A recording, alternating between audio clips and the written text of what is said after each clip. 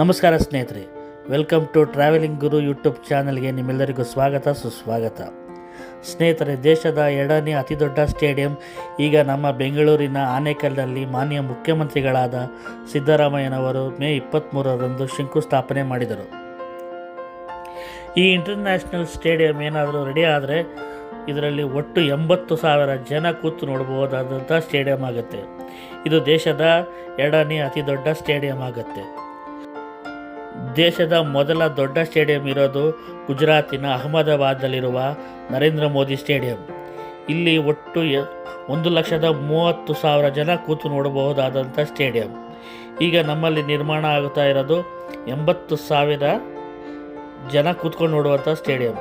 ಇದು ದೇಶದ ಎರಡನೇ ದೊಡ್ಡ ಸ್ಟೇಡಿಯಂ ಆಗುತ್ತೆ.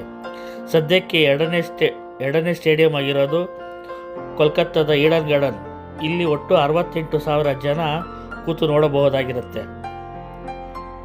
ಸ್ನೇಹಿತರೆ, ಈ ಕ್ರೀಡಾಂಗಣ ನಿರ್ಮಾಣ ಮಾಡ್ತಿರೋದು KHP ಅಂದರೆ ಕರ್ನಾಟಕ ಹೌಸಿಂಗ್ ಬೋರ್ಡ್ ಅವರು ಈ ಸ್ಟೇಡಿಯಂನ ನಿರ್ಮಾಣ ಮಾಡ್ತಾ ಇದ್ದಾರೆ.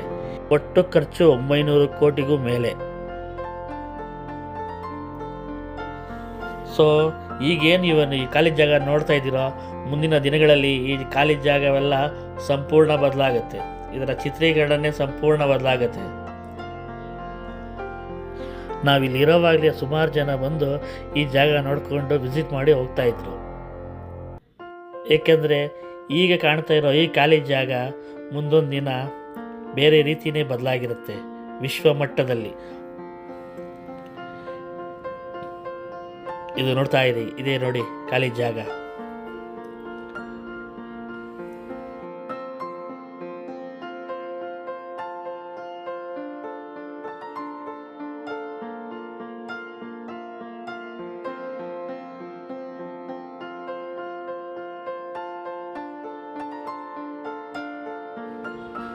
ಮಾನ್ಯ ಮುಖ್ಯಮಂತ್ರಿಗಳಾದ ಸಿದ್ದರಾಮಯ್ಯನವರು ಇಲ್ಲಿ ಸಮಾವೇಶ ಮಾಡಿದ್ರು.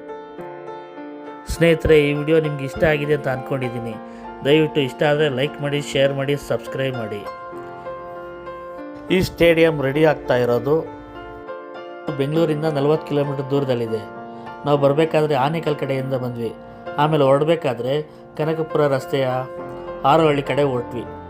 ನೀವು ಈ ಕಡೆ ಬಂದಾಗ ಈ ಜಾಗ ವಿಸಿಟ್ ಮಾಡಿದ್ಮೇಲೆ ನೀವು ಸಹ ಹಾರೋಹಳ್ಳಿ ಕಡೆ ಬನ್ನಿ. ಯಾಕಂದರೆ ಇಲ್ಲಿ ಹಾರೋಹಳ್ಳಿ ಬರೋಕ್ಕಿಂತ ಮುಂಚೆ ಫಾರೆಸ್ಟ್ ರೂಟ್ ಇದೆ. ನಿಮಗೆ ಖಂಡಿತ ಈ ರೂಟ್ ಇಷ್ಟ ಆಗುತ್ತೆ.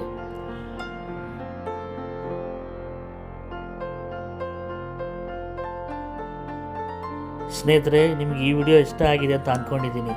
ದಯವಿಟ್ಟು ಇಷ್ಟ ಆದರೆ ಲೈಕ್ ಮಾಡಿ, ಶೇರ್ ಮಾಡಿ, ಸಬ್ಸ್ಕ್ರೈಬ್ ಮಾಡಿ.